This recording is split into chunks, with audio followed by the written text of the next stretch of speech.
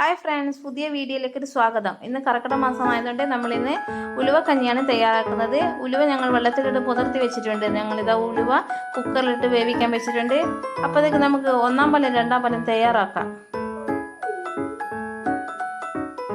ഈ വീഡിയോ ഇഷ്ടമെങ്കിൽ എല്ലാവരും ഒരു ലൈക്ക് തരിക.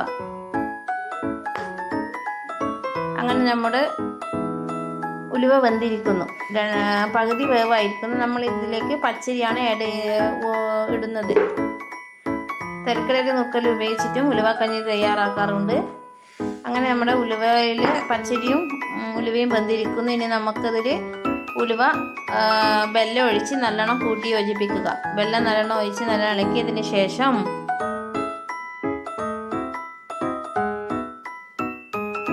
രാമായണ കർക്കിടക മാസം രാമായണം എല്ലാ അമ്പലത്തിലും രാമായണം പാരായണം ചെയ്യുന്ന സമയമാണ്. വീട്ടിൽ രാമായണം പാരായണം ചെയ്യുന്നവരൊരു കമൻ്റ് ഇടുക.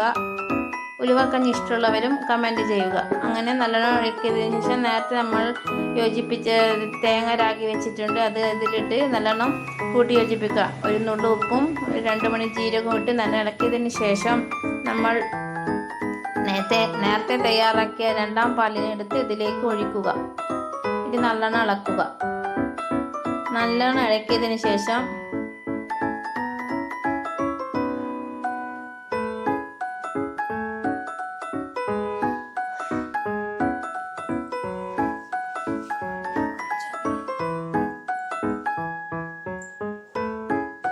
നമ്മൾ രണ്ടാം പാൽ ഒഴിച്ചതിന് ശേഷം നല്ലോണം തിളച്ച് വന്നിട്ടുണ്ട്. ഇനിയിപ്പോൾ നമുക്ക് ഒന്നാം പാൽ ഇതിലേക്ക് ഒഴിച്ചു. ഇനി ഒന്നാം പാൽ ഒഴിച്ച് നല്ല ഒറ്റ തിള വന്നതിന് ശേഷം നമ്മൾ ഗ്യാസ് ഓഫാക്കി. അങ്ങനെ നമ്മളുടെ ഉലുവക്കഞ്ഞി തയ്യാറായി.